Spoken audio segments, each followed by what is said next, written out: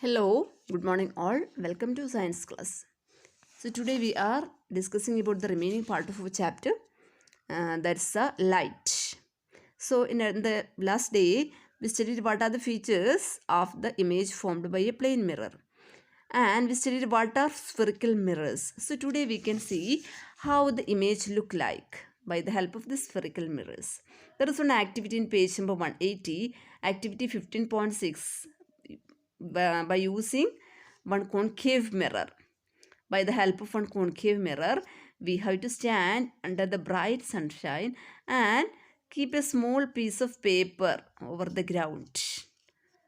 Okay, then allow the beam of light to pass over that paper. We can see that continuous this hitting of hot rays make the paper starts burning. Okay, and when we are allowing the images to allow this concave mirror to form images, we can see that the concave mirror can form real images. What is the difference between this real image and virtual image?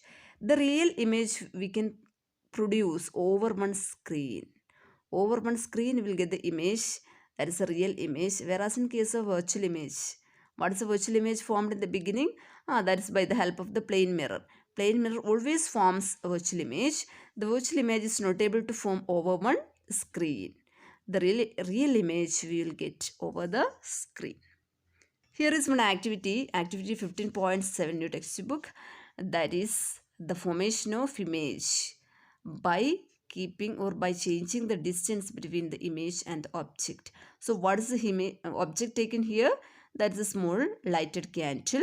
Then allow the mirror, our concave mirror, to stand behind this lighted candle, and in front of the candle you have to keep one screen, and this setup is needed to discuss about all type of images by using the different types of lenses. Okay, so first of all we are using the concave mirror.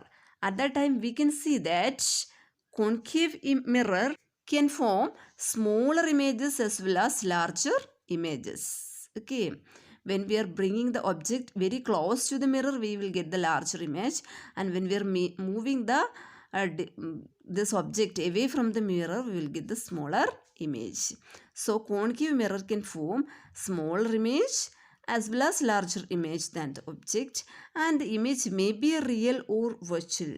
Two types we can produce. Figure 15.15, the image we can see over the screen, that is a real image, whereas in the figure 15.16, what is that?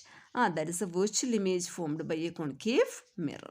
So we can form a real image as well as virtual image by using the concave mirror. Then this is the mirror that is commonly used by the dentists to see the enlarged image of the teeth. Reflectors of torch, headlights of cars, scooters, etc. All these are concave in shape. Not the side view mirror but the headlight of vehicles. That is by the help of this concave mirror. Okay. The next we have to study by using the convex mirror. Replace the concave mirror by using a convex mirror. At that time we can see that we are not able to produce one image over the screen by using the convex mirror. Convex mirror we can use only to produce virtual images, not the real images. Erect image, at the same time virtual image. And this convex mirror is usually used as a side view mirror of vehicles because it helps the driver to see the traffic behind them. Why? The convex mirrors can form images of objects spread over a large area. കുറേ വാഹനങ്ങൾ നമുക്ക് ചെറിയൊരു മിററിൽ ഒരുപാട് space കാണാൻ പറ്റും. Okay, that's why it is used as the side view mirror of vehicles. Next we have to study the images formed by lenses. Lens, the figure of lens you can see in figure 15.22. Two types of lens are, when we are touching these two types of lens, we can feel that one is somewhat thicker at the center and narrow at its tip. That is a convex lens. The other one thicker at the sides and thinner in the middle. That type of lens is the concave lens. So we can see what are the peculiarities of this convex lens and concave lens. First of all, we can use the convex lens. A convex lens in figure 15.25, you can see the image formed by convex lens. The convex lens can form real image as well as virtual image. Okay, real image as well as virtual image. That is why it is used as the magnifying glass.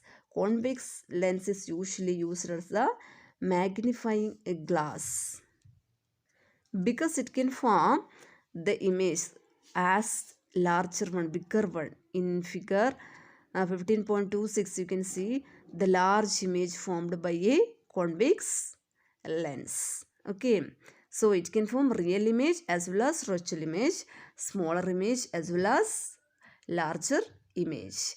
What about the concave lens? A concave lens always forms a rect, virtual and smaller image than the object. It's not able to produce the real image.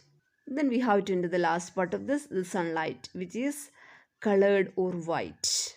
When we are allowing the sunlight to pass through a prism, prism means a small glass slab. Okay, we can see that the light passing out through the prism, which can splits into different colors. Different colors means 7 colors. What are the 7 colors? These are the violet, indigo, blue, orange, green, red, yellow, etc. So, Vibgyor, violet, indigo, blue, green, yellow, orange, red. These are the 7 colors of sunlight. Okay, so sunlight is not white in color. Sunlight is a combination of 7 colors. This phenomena, that is firstly explained by Sir Isaac Newton. So he made one disc by himself, that is called a Newton's disc. We can also make one Newton's disc by using a small CD. Take one CD and paint this 7 colors over the CD like that of figure 15.31. Then allow the CD to rotate very fastly in the daylight. We can see that all the colors get mixed together and the disc appears to be whitish. Such a disc is popularly known as the Newton's disc. So that's all about the chapter. Read the chapter carefully. Thank you.